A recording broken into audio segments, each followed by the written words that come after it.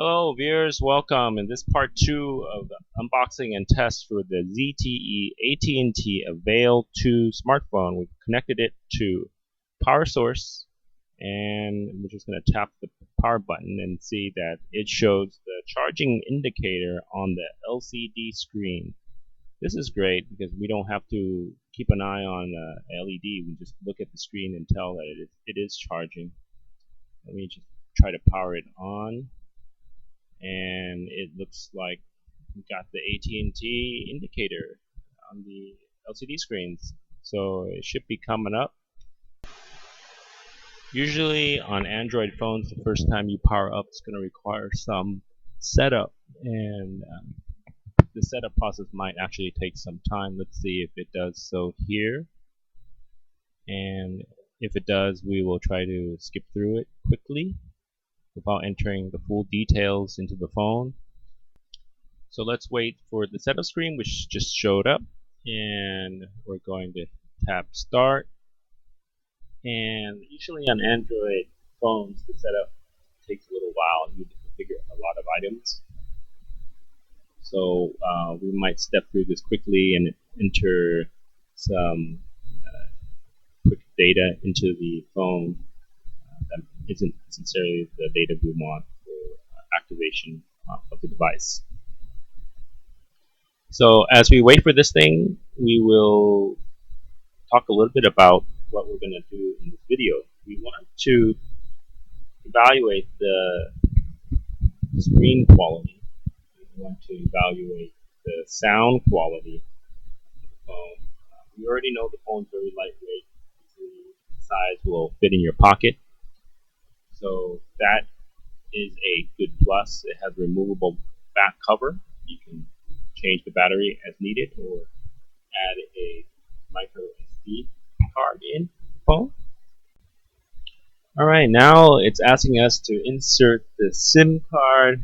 We will not be able to do this without removing the cover of the phone again, removing the battery, inserting the SIM. We'll try to skip through that step for now and follow up with a future video with the SIM card in the slot. It notes that you need to find instructions that came with the phone to do this. We've already noted the locations of the phone, so we'll just tap skip, and we'll do that at a future video. Now, let's see, I need to double tap again, get it to respond, and asks if you have a Google account. Typically get this step on Android phones, and if you do, you should enter it here. We will say no, and most likely it's going to ask us to set up an account, and we'll say not now. Now, this screen, it's asking about mobile networks and Wi-Fi for location services. And normally we want this enabled. If you're a little bit concerned about sharing data with Google, then you might want to disable. This allows your applications to get GPS locations. And now it's the date and time. Since it's not connected to the phone network, it doesn't have the correct date and time. Here, it's asking for a name of the owner for the phone, and we didn't really want to fill this thing all out at this time. Let me see if I can maybe back up a little bit and go forward and see if I can skip through this thing quickly, and just tap this arrow, and it looks like it worked, and where the setup is complete. So the phone is set up in a state where we can actually play with the phone. The screen's very bright, and the phone's lightweight. The screen's very bright. You can see the characters really well on the screen. The contrast is pretty good, and the colors are really nice and pleasant to the eye. So there is a little bit of a reflection on the screen. Probably an anti-glare cover for the phone would help there.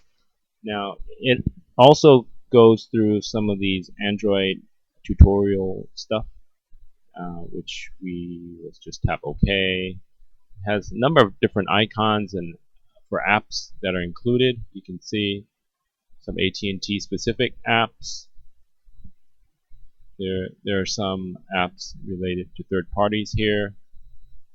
There's your typical calculator and calendar. You have your Safari browser. You got your Chrome, your camera, contacts. Quite a few things over here. File manager, very important to have. Probably one of the more important things is it supports the Google Play Store, so you can get your apps that you want. There are tons of apps on Google Play, so having a phone that supports Google Play is very important.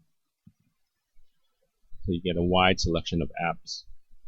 It's pretty much standard Android type of setup here. A lot of apps. You got your Gmail and all that. If there are any apps you do not find, you can install it from Google Play Store.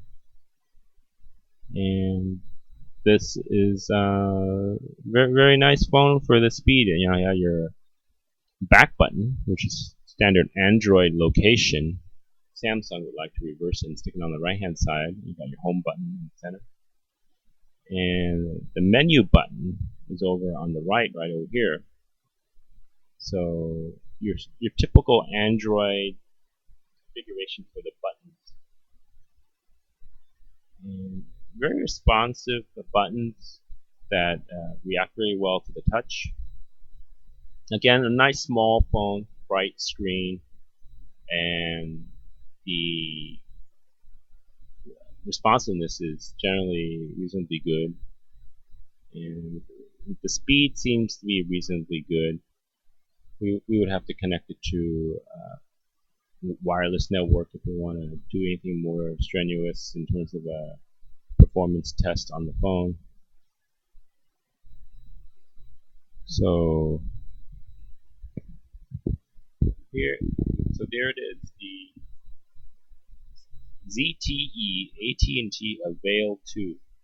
Let's actually do one more thing before we go. Let's see if we can get a chance to play around a little bit more with the phone. So maybe we'll play with the sound setting. Let's see how loud the sound would be. Let's see how loud the volume can get. Let's raise the speaker volume. You can tell the volume is pretty loud. And if we try the let's see if we can find the camera app here.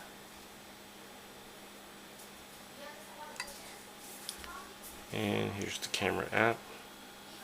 Notice that there's no front-facing camera, so the only camera you have is the back-facing camera. So let's try the camera. I'm putting my finger right on it, so let's not cover it up. And you can see the camera is pretty decent too. It's 2 megapixel, but it can, as I move it over, you can see it can take decent size pictures, but at 2 megapixel resolution.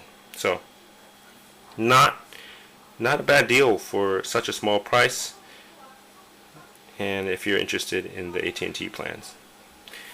Hopefully you've enjoyed this video. If so, please tap thumbs up. We'll be having more great videos to come. Please subscribe so you don't miss out.